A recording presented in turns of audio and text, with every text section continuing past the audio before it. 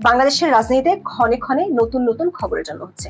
নির্বাচন কবে হবে সে ঘোষণাকে ঘিরে বেশ জটিল হয়ে যাচ্ছে অন্দরমহলের রাজনীতি। এই জটিলতার ছক কষতে শুধু দেশীয়রাই নয়, অতীতের রহস্যময় বিদেশিরাও যোগ দিচ্ছেন। খবর হলো, বাংলাদেশের রাজনীতিতে রহস্যময় বিদেশি হিসেবে পরিচিত সাবেক মার্কিন রাষ্ট্রদূত পিটার হাসের সঙ্গে কক্সবাজার গিয়ে বৈঠক করেছেন সরকার সমর্থিত কিংস পার্টি এনসিপির 5 নেতা। আর তারা বৈঠকটি করছেন এমন একটি দিনে যেদিন ঢাকার মানিক মিয়া এভিনিউতে এনসিপি নেতাদেরকে খুশি করার জন্য জুলাই ঘোষণাপত্র পাঠের অনুষ্ঠান আয়োজন করা হয়েছে। প্রশ্ন হলো, সেদিনই কেন এনসিপির 5 নেতাকে কক্সবাজারে গিয়ে পিটার হাসির সাথে বৈঠক করতে হবে? আবার 5ই আগস্ট দুপুরে এনসিপির কয়েকজন নেতা যমুনায় প্রধান উপদেষ্টার সরকারি বাসভবনে গিয়ে তার সাথে বৈঠক করেছেন। বাংলাদেশের কিছু গণমাধ্যমের খবর হলো, অধ্যাপক ইউনূস 5ই আগস্ট রাতে জাতির উদ্দেশ্যে ভাষণ দিতে পারেন। সেই ভাষণে তিনি কবের মধ্যে নির্বাচন হতে পারে এবং সে বিষয়ে নির্বাচন কমিশনকে প্রস্তুতির কথা বলতে পারেন।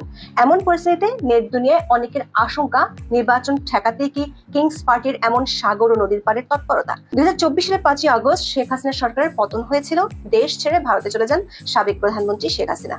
প্রথমে সরকার পক্ষ থেকে বলা হয়েছিল জুলাই ঘোষণাপত্র সরকার দিবে না। রাজনৈতিক দলগুলোর মধ্যেও এই ঘোষণাপত্র নিয়ে ততটা আগ্রহ ছিল না। শেষ পর্যন্ত সরকার কিংস পার্টি এনসিপির চাপে জুলাই ঘোষণাপত্র দেওয়ার কথা জানায় সরকার। তবে সে ঘোষণাপত্রের খসড়া গোপন রেখেছে সরকার। 5ই আগস্ট বিকেল 5টায় মানিক মিয়া এভিনিউতে প্রধান উপদেষ্টা অধ্যাপক ইউনূস নিজেই এই ঘোষণাপত্র পাঠ করবেন।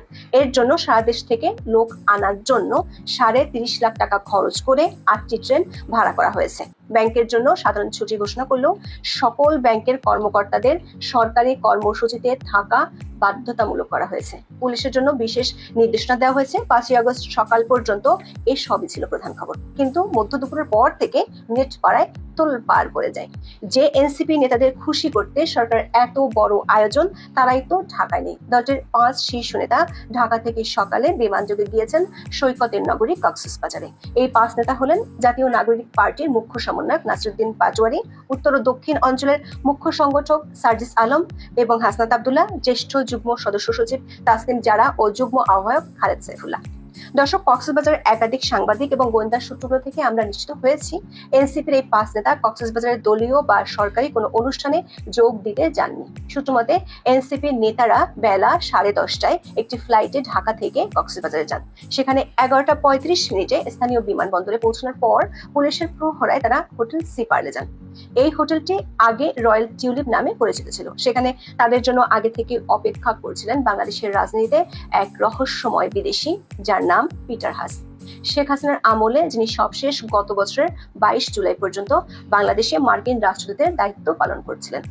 কক্সবাজার একাধিক সূত্র বলছে, কক্সবাজার স্থানীয় পুলিশকে এনসিপি নেতারা তাদের এই বৈঠকের কথা আগে থেকে জানায়নি। শুধু পুলিশের উচ্চ পর্যায়ের এক কর্মকর্তার মাধ্যমে কক্সবাজারের গোয়েন্দা পুলিশের মাধ্যমে নিরাপত্তা প্রোটোকলের ব্যবস্থা করা হয়েছিল। কিন্তু সামাজিক মাধ্যম এবং গণমাধ্যমে পিটার হাসের সাথে এনসিপি নেতাদের বৈঠকের খবর ছড়িয়ে পড়লে টনক নড়ে এনসিপি নেতাদের। তড়ি ঘড়ি করে 2 নেতা নাসিরুদ্দিন পাটোয়ারি এবং তাসনিম যারা দাবি করেন এই বৈঠকের খবর একেবারেই ভিত্তিহীন। তারা ব্যক্তিগত সফরে কক্সবাজার গিয়েছিলেন।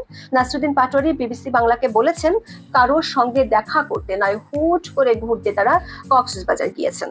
প্রশ্ন হলো, জুলাই আন্দোলনের বর্ষপূর্তির দিনে সরকার মানিক মিয়া এভিনিউর অনুষ্ঠানে লোক আনার জন্য ট্রেন ভাড়া করেছে, কর্মকর্তাদের বাধ্য করেছে অনুষ্ঠানে যোগ দিতে, আর এই সবই করছে কিংস পার্টি এনসিপি কে খুশি করতে। আর সেই এনসিপি নেতাদের দল বেঁধে ব্যক্তিগত ভ্রমণে 5ই আগস্টই কক্সবাজার যেতে হলো কেন? বিষয়টি সত্যি ভাবনার। কেন তাদেরকে ব্যক্তিগত ভ্রমণে 5ই আগস্টই কক্সবাজার যেতে হলো? আবার যে হোটেলে গেলেন সেখানে আবার রহস্যদূত পিটার হাসকে থাকতে হবে কেন? সামাজিক মাধ্যমে এই বৈঠকের সাথে অনেকে মিলাচ্ছেন তথ্য উপদেষ্টা মাহফুজ আলমের 4 আগস্ট দেয়া একটি পোস্টকে ঘিরে। 4 আগস্ট মাহফুজ আলম লেখেন, 1-11 পদধ্বনি শোনা যাচ্ছে। তিনি এই পোস্ট দেওয়ার পরপরই বিতর্ক দেখা দেয়। বিএনপি নেতা সালাউদ্দিন আহমেদ বলেছিলেন মাহফুজ আলম হয়তো সে পোস্ট ডিলিট করে দিবেন। এর কিছুক্ষণ পরেই মাহফুজ আলম পোস্টে ফ্রেন্ডস অনলি করে দেন। অনেকেই বলছেন মাহফুজ আলম সহ সরকার বেশ কয়েকজন উপদেষ্টার মধ্যে ক্ষমতা হারানোর ভয় ঢুকে গেছে, সেজন্য তারা মানুষকে ভয় দেখাচ্ছেন। আর যাতে ক্ষমতা হারাতে না হয় সেজন্য কি পিটার হাসের সাথে এই বৈঠক হয়েছে? সরকারের একাধিক সূত্র বলছে এনসিপি নেতাদের একটি টিম যখন কক্সবাজারে পিটার হাসের সাথে বৈঠক করছিলেন তখন এনসিপির 2 শীর্ষ নেতা ঢাকায় প্রধান উপদেষ্টার বাসভবন যমুনায় অধ্যাপক ইউনূসের সাথে বৈঠক করেছেন। সূত্রগুলো বলছে এনসিপি নেতাদের মাথা ব্যথা জুলাই ঘোষণাপত্র নয়, বরং অধ্যাপক ইউনূস রাতে জাতির উদ্দেশ্যে ভাষণ দিতে পারেন। সে ভাষণে ত্রয়োদশ জাতীয় সংসদ নির্বাচন ফেব্রুয়ারির মধ্যে হবে এমন একটি ইঙ্গিত তিনি দিতে পারেন। সে অনুযায়ী নির্বাচন কমিশনকে প্রস্তুতি নেয়ার কথা বলতে পারেন। এনসিপি নেতাদের মাথা ব্যথা সেখানে, তারা কোনোভাবে নির্বাচন চায় না, কিন্তু প্রশ্ন হলো নির্বাচন ঠেকাতে হলে পিটার হাসের সাথে বৈঠক করতে হবে কেন? তিনি তো আর এখন মার্কিন রাষ্ট্রদূত বা চার্জ দ্য অ্যাফেয়ার্স নন।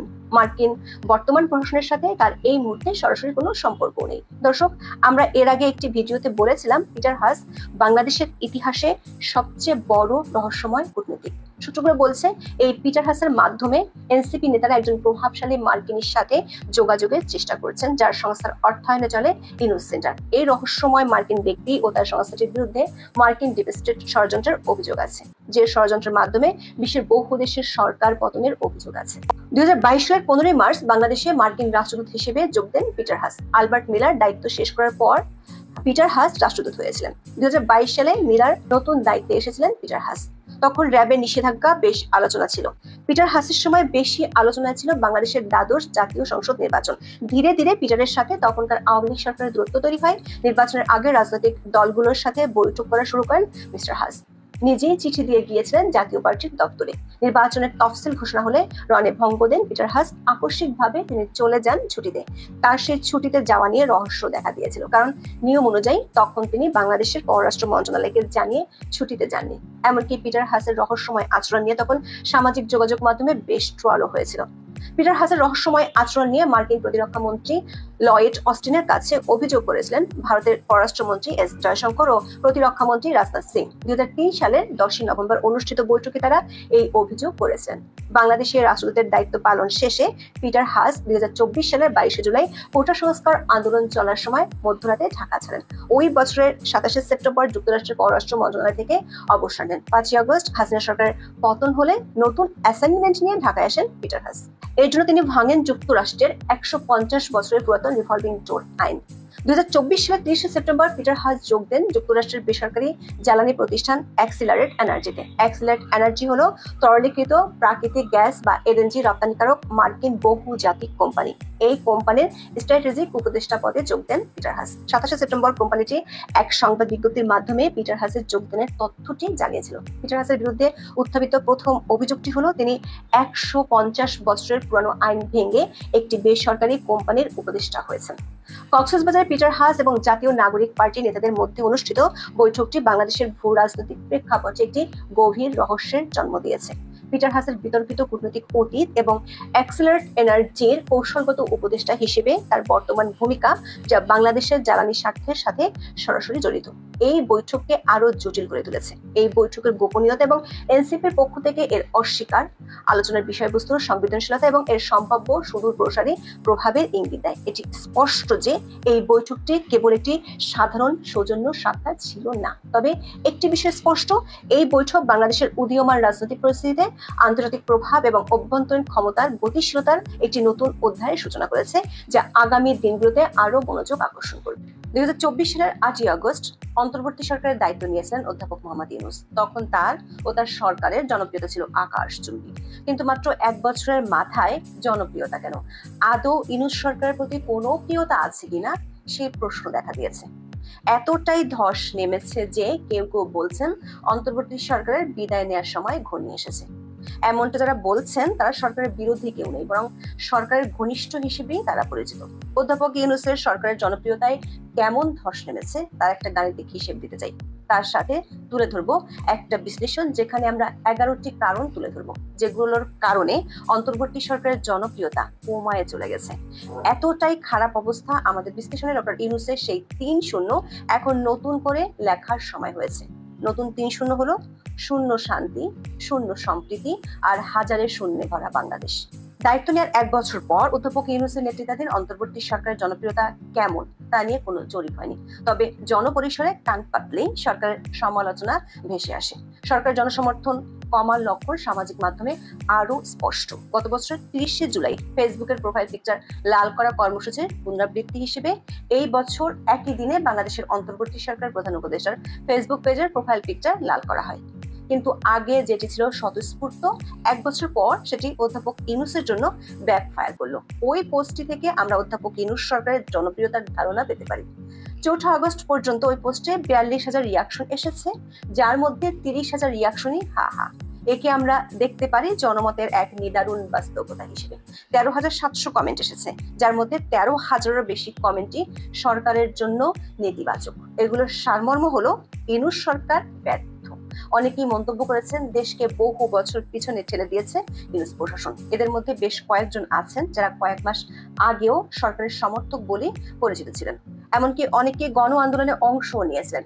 একই ধরনের প্রতিক্রিয়া দেখা গেছে সরকার উপদেষ্টাদের পোস্টেও। বাধ্য হয়ে তাদের পোস্টগুলোতে এখন ফ্রেন্ডস অনলি কমেন্টস অনিবার্য হয়ে উঠেছে। প্রশ্ন হলো, এক বছরের মাথায় সরকারের সমর্থকরা কেন সরকার থেকে সমর্থন তুলে নিচ্ছেন?